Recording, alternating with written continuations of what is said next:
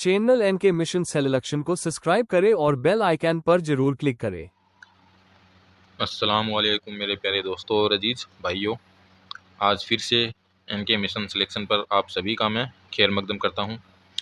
और जो हम गज़लें पढ़ रहे थे उसी सिलसिले को आगे बढ़ाते हुए आज हम ख्वाजा हैदर अली आतिश की गज़ल स्टार्ट करने वाले हैं। जो इससे पिछली वीडियो थी उसमें हमने नासिक की गज़ल सेकंड पढ़ी थी। आज हम पढ़ेंगे ख्वाजा हैदर अली आतिश की गज़ल नंबर फर्स्ट। ये कौन सी गज़ल होने वाली है इनकी? फर्स्ट। जो आतिश जो शायर हैं इनकी गज़लें थोड़ी क्या हैं, बड़ी बड़ी हैं। जो पहले हमने गज़लें पढ़ी थी उनमें 10-11 शायर थे। इनकी दो गज़लें हैं जो सेकंड ग्रेड और फर्स्ट ग्रेड में कॉमन है। उसमें फर्स्ट ग्रेड में है जो फर्स्ट गज़ल है उसमें कितने शेर है? 15। और जो सेकंड ग्रेड जो सेकंड गज़ल है, सेकंड गज़ल उसके अंदर कितने 23 शेर हैं। तो काफ़ी लंबी लंबी गज़लें हैं, तो बहुत ही हम इत्मीनान से इनको पढ़ेंगे और मैं कोशिश करूँगा कि आपको अच्छे से ये गज़ल समझ में आ जाए। तो चलो वीडियो को अपन शुरू करते हैं और यह है अपना पहला शेर। हबाब आसा में दम भरता हूँ तेरी आसनाई का, निहायत गम है इस कतरे को दरिया की जुदाई का। हबाब क्या होता है? पानी का बुलबुला। आसा में दम भरता हूँ तेरी आसनाई का। अब आसनाई क्या होती है? जानना, पहचानना, मोहब्बत या जान पहचान। दम भरना मतलब दावा करना। निहायत गम है इस कतरे को दरिया की जुदाई का। तो यहाँ पे आतिश क्या कर रहे हैं कि जिस तरह से जो पानी का जो बुलबुला होता है वो क्या होता है, अपने आप में क्या होता है, फूलता जाता है। मैं भी इसी तरह तेरी जो खुदा की जो वाकिफियत है उसका क्या भर रहा हूँ, दम भर रहा हूँ। निहायत गम है इस कतरे को दरिया की जुदाई का। और ये जो सेकंड इसका जो मिसरा है इसमें जो आतिश है वो इशारा कर रहे हैं कि इसकी तरफ, आदम अलैहिस्सलाम की तरफ, जब उनको एक गलती की वजह से इस दुनिया में निकाल कर भेज दिया था, जन्नत से निकाल कर इस दुनिया में भेज दिया था और वो क्या हो गए थे, खुदा से क्या हो गए थे, जुदा हो गए थे। तो वही बात यहाँ पे कही गई है। ये आपका दूसरा शेर है। ए दोस्त तेरे आशिक व मासूक दोनों हैं, गिरफ्तार आहनी जंजीर का ये वह तुल्लाई का। तो इसमें कोई मुश्किल अल्फाज नहीं है। दोस्त तेरे आशिक व मासूक पता ही है। गिरफ्तार आहनी, आन होता है लोहा, और ये जो तुल्लाई लिखा हुआ है, तुल्लाई ये क्या होता है? सोना। क्या होता है? सोना। तो आशिक कह रहे हैं कि दोस्त तेरे आशिक व मासूक दोनों है, कि आशिक हो चाहे मासूक हो, सभी क्या हैं? तेरे दोस्त हैं, सभी तेरे को चाहने वाले हैं। जो आशिक है, जो मोहब्बत करने वाला है, वो किस में गिरफ्तार है? वो लोहों की जंजीरों में। और जो मासूक है, जो महबूब है, वो सोनों की जंजीरों में गिरफ्तार है। लेकिन सभी तेरे को चाहने वाले हैं, फिर चाहे वो कोई भी हो, आशिक हो या मासूक हो। ये तीसरा शेर है।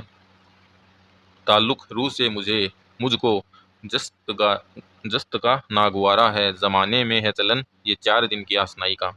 ताल्लुक रूह से, रूह किसको कहते हैं? रूह आप सभी को पता है। रूह मुझको जस्त का, अब जस्त किसको कहते हैं? जिस्म। यहाँ पे मैंने साइड में लिख भी रखा है, जस्त होता है जिस्म। तो नाशी कहते हैं कि जो रूह और जो जिस्म का जो ताल्लुक है आपस में, ये मुझको क्या है, नापसंद है। और ये क्यों नापसंद है? क्यों? क्योंकि ये जो ज़माना है, ये ज़माने में इस दुनिया में हमको अल्लाह रब्बुल आलमीन ने भेजा है। ये दुनिया कुछ ही दिन की है, इसलिए हमको वापस वहीं पर लौट के जाना है। इस वजह से वो कहते हैं कि मुझे जो रूह और जो जिस्म है इनका ताल्लुक क्या है, नापसंद है। उसके बाद में चौथा शेर है। फिराके यार में मरमर के आखिर जिंदगी के, रहा सदमा हमेशा रूह व कालब की जुदाई का। फिराके यार मतलब यार, महबूब की फिराक मतलब जुदाई में, फिरार महबूब से बिछड़ने के बाद, बिछड़ने की वजह से मैं क्या, अपनी पूरी ज़िंदगी मैंने मर मर के गुजारी, रो रो के दुख में गुजारी। रहा सदमा हमेशा रूह व कालब की जुदाई का। रूह और कालब ये भी क्या होता है? जिस्म को ही कहते हैं। तो अब जब मेरी मौत का वक्त आ गया है तो मुझे इस बात का क्या है, बहुत ही सदमा हो रहा है कि मैंने अपनी पूरी ज़िंदगी दुखी में गुजारी, मर मर के गुजारी। ये पांचवा शेर है। हुई मंजूर मोहताजी न तुझको अपने साहिल की, बनाया कांसे सर वाज गो कांसा गद्दाई का। ये देखो, एक लफ्ज़ है कांसा सर और ये है वाज गो, ये अलग लफ्ज़ है, ठीक है। हुई मंजूर मोहताजी, मोहताजी ज़रूरतमंद होता है कोई, जो उसको बोलते हैं मोहताज, वही उसी से बना है मोहताजी। ना तुझको अपने साहिल की, अपना साहिल मतलब मांगने वाला, मतलब भिखारी।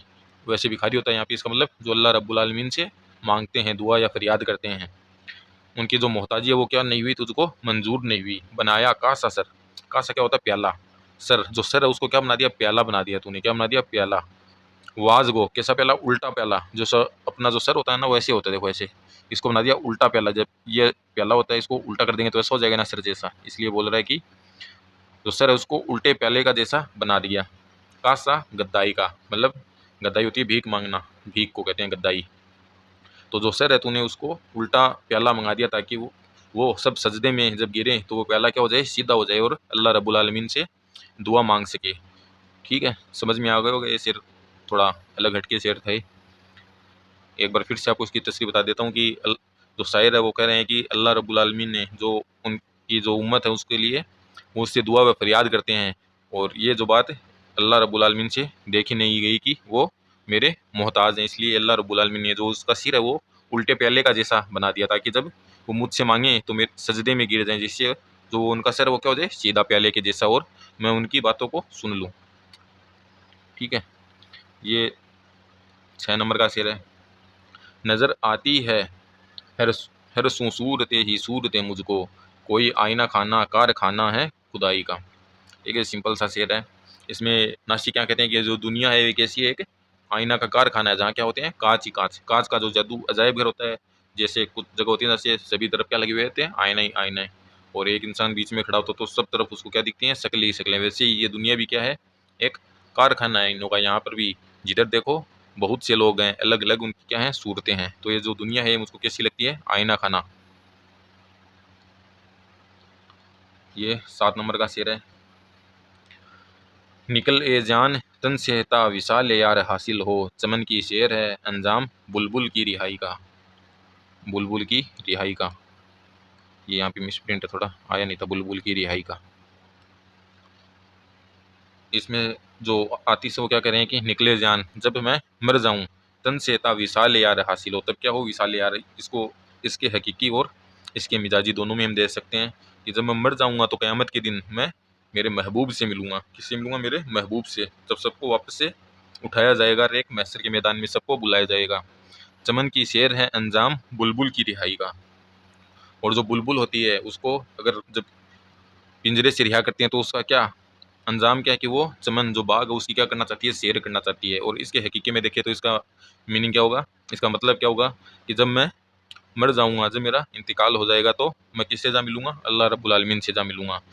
और जो जिस तरह बुलबुल का जो अंजाम है वो क्या होता है, चमन की शेर करना, बाग की शेर करना, उसी तरह हर एक इंसान का जो मकसद है वो क्या है, जो अंजाम है वो यही है कि वो ख़त्म हो जाए और एक दिन अपने रब से जाकर मिल ले। ये 8 नंबर का शेर है। विसाल यार का वायदा है फिर दाए क़यामत पर, यकीन मुझको नहीं है गौर तक अपनी रिसाई का। ठीक है, विसाल यार मतलब विशाल होता है मुलाकात, मिलना। विसाल यार मतलब जो मैं अपने महबूब से मिलने का, विसाल यार का वायदा है फिरदाए क़यामत पर। ये भी मतलब जो पहला शेर उसी की तरह है। क़यामत, फिरदाए क़यामत मतलब क़यामत के दिन अपने महबूब से मिलने का क्या है, वायदा किया हुआ है कि उस दिन सभी को वापस से अल्लाह ताला एक जगह इकट्ठा करेगा, एक जगह, तो मैं फिर से अपने महबूब से मिलूंगा। ये क्या है, वायदा किया हुआ है मेरे महबूब ने मुझसे। यकीन मुझको नहीं है गौर तक अपनी रसाई का। यकीन मुझको नहीं है, गौर किसको कहते हैं, कब्र को। लेकिन मुझको ये यकीन है कि मैं कब्र तक पहुंच पाऊंगा या नहीं।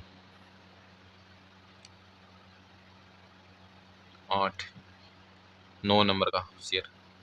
शिकस्त खातिर अहबाब होती है दुरुस्त इससे, तो अज्जा में तेरी ए यार असर है मोमियाई का। शिकस्त, शिकस्त, शिकस्त आपको पता ही है, हार, शिकस्त। शिकस्त खातिर अहबाब, खातिर क्या होता है, दिल, दिल। तो शिकस्त खातिर मतलब टूटा हुआ दिल या हारा हुआ दिल, गमजदा दिल। अहबाब होती है जो मेरे दोस्तों के जो शिकस्त खाए हुए जो दिल हैं वो किस होती है, दुरुस्त इससे। वो किससे दुरुस्त होते हैं, तवज्जा में। तवज्जा मतलब कैफियत, तवज्जा में जो मेरे महबूब है उससे वो क्या हो जाते हैं, दुरुस्त हो जाते हैं। क्यों, तवज्जा में तेरी ए यार असर है मोमियाई का, क्योंकि जो तेरी तवज्जा है, तेरी कैफियत है, उसमें किसका असर है, मोमियाई का। मोमियाई क्या होती है, एक प्रकार की दवाई होती है जख्म को भरने के लिए। देखो इधर मैंने जो मीनिंग भी लिखा हुआ है, लफ्ज़ भी लिखे हुए हैं इधर, जख्म भरने वाला कदीम सफ़ा बख्श लेप। ठीक है, एक प्रकार की दवाई होती है जो जख्म को भर देती है। इसके बाद में 10 नंबर का शेर है। दिल अपना आईना सा साफ है इश्क पाक रखता है, तमाशा देखता है हुस्न इसमें खुद नुमाई का। दिल अपना आईना सा साफ इश्क पाक रखता है। तो इसमें आतिश क्या करें कि जो आशिक है वो क्या अपना दिल है उसको साफ रखता है, आईने की तरह अपने दिल को क्या रखता है, साफ और पाक। जो उसकी मोहब्बत है वो क्या है, पाक है। तमाशा देखता है हुस्न, और हुस्न या हुस्न से क्या मुराद है, महबूब से। जो महबूब है जब वो इसके दिल को देखता है, वो इसके दिल में देखता है कि इसके दिल में सिर्फ मैं ही हूँ, तो वो क्या होता है, खुद नुमाई। वो क्या करता है, खुद नुमाई करता है, अपने आप को देखना। ठीक है, वो इसमें देखकर, अपने आप को देखकर क्या करता है, तकब्बुर करता है, घमंड करता है, अपने आप को देखकर खुद की बड़ाई करना, इस तरह से समझ लीजिए।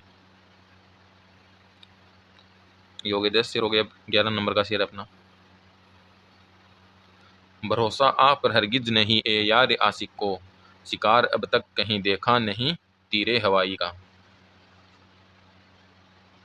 तो इसका क्या मतलब है, भरोसा आह पर हरगिज नहीं ए यार आशिक को। इसमें जो आशिक कह रहा है कि जो मेरा महबूब है उसको मेरी आह के ऊपर क्या नहीं है, भरोसा नहीं है। जो मैं आह बुका कर रहा हूँ, जो मैं रो रहा हूँ, इस पर क्या नहीं है, उसको भरोसा नहीं है। फिर आगे लिखते हैं, शिकार अब तक कहीं देखा नहीं तीरे हवाई का। तीरे हवाई मतलब उड़ता हुआ तीर। और भरोसा क्यों नहीं है, क्योंकि मेरे महबूब ने आज तक, किसी महबूब या किसी भी इंसान ने आज तक उड़ते हुए तीर का शिकार नहीं देखा है। ये अभी तीर क्या है, हवा में है। जब ये जाकर लगेगा तब उसको क्या मिलेगा, जख्म मिलेगा उसका, वो मर जाएगा। तो ये क्या है, अभी हवा में ही है। जो मैं आ बुका कर रहा हूँ, ये क्या है, अभी तीर हवा में ही है। अभी मैं आगे जाके क्या हो जाऊंगा, खत्म हो जाऊंगा। लेकिन जो मेरा महबूब है, इसको मेरी आह बुका पर भरोसा नहीं है। क्यों, क्योंकि अभी तीर लगना बाकी है। जब मैं मर जाऊंगा मोहब्बत में, तब उसको मेरी आह के ऊपर क्या होगा, भरोसा होगा। 12, दिखाया हुस्ने एजाज मूसा कल के कुदरत ने, यद बेजा बनाया चूर इंगिस्ते हिनाई का। दिखाया हुस्न से एजाज मूसा कल के कुदरत ने। ये देखो, इसमें जो नबी थे मूसा अलैहिस्सलाम, उनका ये एक वाक़या है। वैसे तो बड़ा वाक़या है, इसमें इसको बता रखा है। मतलब इस तरह से जो जिसको पहले से ये वाक़या पता है वो तो शेर को आसानी से समझ जाएगा। एजाज मूसा, हज़रत मूसा की तरफ इशारा। इधर इसके जो मीनिंग है देख लेना। हार्ड अकल के कुदरत मतलब कुदरत की कलम, किस्मत, अल्लाह रब्बुल आलमीन जो खुदा है उसके बारे में कहा गया है कि उसने जो मूसा है उसको क्या दिखाया, एजाज, चमत्कार। जो अल्लाह रब्बुल आलमीन ने उसको मूसा को क्या दिखाया, चमत्कार दिखाया। यद बेजा बनाया, यद बेजा मतलब जो बाजू है उनको क्या कर दिया, चमकदार कर दिया, रोशनी से भर दिया। यद बेजा बनाया चूर इंगिस्ते हिनाई का, जो उनकी जो मेहंदी लगी हुई जो उंगली थी उसको इस तरह से चमकदार कर दिया। और क्या दिखाया, एक मौजूजा दिखाया। ये इनका पूरा वाक्य है। आप तफसील में इसको पढ़ सकते हो, वैसे तो पता ही होगा, बहुत से लोगों को तो पता होगा इस बात का। ठीक है, तो यहाँ पे उसने तलमी भी हो जाएगी। अगर सनद पूछे तो उसने क्या है, तलमी क्यों, इसमें मूसा अलैहिस्सलाम का जिक्र है इसलिए। ये आपका 13 नंबर का शेर है। नहीं मिटती, यहाँ पे दो ये है, नहीं मिटती है पत्थर की लकीरें अहबाब कहते हैं, रहेगा पाए बुत पर नक्श अपनी ज़बह साई का। नहीं मिटती है पत्थर की लकीर, अहबाब कहते हैं, अहबाब होते हैं दोस्त। रहेगा पाए बुत, पाए बुत, बुत होता है, बुत को कहते हैं मतलब महबूब को भी बुत से कहते हैं, और जो मूर्ति होती है पत्थर की उसको भी बुत कहते हैं। पाए बुत मतलब मूर्ति के पैर या महबूब के पैर, दोनों तरह से इसका मतलब ले सकते हैं। पाए बुत पर नक्श अपनी ज़बह साई का, ज़बह साई मतलब सजदा का। तो क्या कर रहे हैं इसमें, आतिश करेंगे जो मेरे दोस्त हैं वो कहते हैं कि पत्थर पर अगर कोई लकीर चल जाती है तो वो क्या नहीं होती, कभी भी मिटती नहीं है। इसी तरह जो मैंने मूर्ति के सामने जो सजदे किए हैं उसके पैरों में, तो जो मेरे सजदों से जो निशान हो गए हैं वो भी कभी मिटने वाले नहीं हैं। और इसको महबूब से भी जोड़कर दे सकते हैं कि जो मेरा महबूब है वो क्या है, उसका जो दिल है वो क्या है, पत्थर के जैसा है, संग पत्थर के जैसा, संग के जैसा है। तो उसके जो पैर हैं उस पर मेरे सजदे करने से क्या हो गए, जो मिन्नतें करने से निशान पड़ गए हैं, और वो भी कभी नहीं मिटेंगे। ये 14 नंबर का शेर है। कफ अफसोस मिलवाती है तेरी पाक दामानी, पिनहा कर साइद असमत को जामा पारसाई का। कफ भी अफसोस ही होता है, अफसोस अफसोस ही होता है। मिलवाती है तेरी पाक दामानी सबको पता ही है। पिनहा कर साहिद असमत को, जामा पिना होता है छुपा हुआ, साइद इधर मैंने लिखे हुए हैं, साइद असमत, जामा पारसाई परहेजगारी का लिबास, इस साइड में मैंने लिखे हैं साइद असमत, पाकिजगी की गवाह, पाकिजगी का गवाह। पाक दामनी पता ही है, ये इसकी शॉर्ट में तस्री है। यहाँ पे शायर क्या करें हैं, तेरी पाकीज़गी पर अफसोस हाथ मिलता है कि तूने तो पारसाई का लिबास भी पाकीज़गी के इस गवाह से छुपा लिया है। ठीक है, ये एक अजीब सा शेर है थोड़ा। इसके बाद में आपका जो आखिरी शेर है सबसे, 15 नंबर का। नहीं देखा है लेकिन तुझको पहचाना है आतिश ने, वजह है ए सनम जो तुझको दावा है खुदाई का। ये आखिरी शेर है, इसमें अपना तखल्लुस पेश किया। इसको क्या कहते हैं? मक्ता। क्या कहते हैं? मक्ता। यहाँ पे लिखा भी है मक्ता। इसमें क्या कहते हैं? नहीं देखा है लेकिन तुझको पहचाना है आतिश ने, बजा। बजा मतलब सही है, दुरुस्त है। बजा है ए सनम जो तुझको दावा है खुदाई का। तो बहुत ही आसान शेर है कि अपने महबूब को कहते हैं कि तुझको देखा नहीं है। इसको महबूब से भी ले सकते हैं और इसके हकीकी और इसके मिजाजी दोनों से ले सकते हैं कि ए खुदा, तुझको किसी ने भी क्या नहीं किया, देखा नहीं है, लेकिन फिर भी सब तुझको जानते हैं, पहचानते हैं। बजा है, दुरुस्त है कि तुझको क्या है, खुदा का, खुदा होने का जो दावा है ये दुरुस्त है। तो उसको किसी ने नहीं देखा, उसके बावजूद भी क्या है, ये दुरुस्त है, क्योंकि सब ने ये बात जानी है। ठीक है, तो ये टोटल 15 शेर थे जो कंप्लीट हो गए अपने। अब जो नेक्स्ट वीडियो आएगी इसमें हम आतिश की गज़ल नंबर सेकंड को पढ़ेंगे और बहुत अच्छे से पढ़ेंगे। और वो गज़ल भी बहुत, इससे भी बहुत ज़्यादा बड़ी गज़ल, उसमें कितने शेर हैं टोटल? 23 शेर हैं। तो आराम से पढ़ेंगे उसको, करीब आधा घंटा की जो वीडियो बन जाएगी उसमें। और इसके बाद में अजीज़ लखनवी की जो 2 गज़लें हैं वो बची हैं सेकंड ग्रेड के हिसाब से, और फर्स्ट ग्रेड के हिसाब से तो 3-3 सभी की बची हैं अभी। तो आपको ये जो 25 गज़लें हैं टोटल मैं करवा दूंगा। सबसे पहले मैंने गज़ल वाला टॉपिक इसीलिए पढ़ाया कि जो सबसे हार्ड टॉपिक है, हार्ड, वो क्या है, ये गज़ल वाला ही टॉपिक है। ठीक है, ये गज़ल वाला टॉपिक है, ये क्या सबसे हार्ड है। अगर ये समझ में आएगा तो बाकी कुछ भी नहीं है। बाकी अफसाने, कहानियाँ, वो बस बहुत ही चीज़ें आपको बस पढ़ना है और याद हो जाएंगे, कोई भी आपको उसमें प्रॉब्लम नहीं आने वाली। सबसे हार्ड टॉपिक है गज़ल या फिर नज़म वाले, ये 2 ही टॉपिक है, या एक कसीदा और एक मरसिया है बस। इसके अलावा कोई भी, सब एकदम ईजी ईजी है, सब आसान है। तो अपनी जो वीडियो है इसको यहीं पे क्या करते हैं, ख़त्म करते हैं, और नेक्स्ट वीडियो हम जल्दी लेकर आऊँगा। तो आप सभी का शुक्रिया।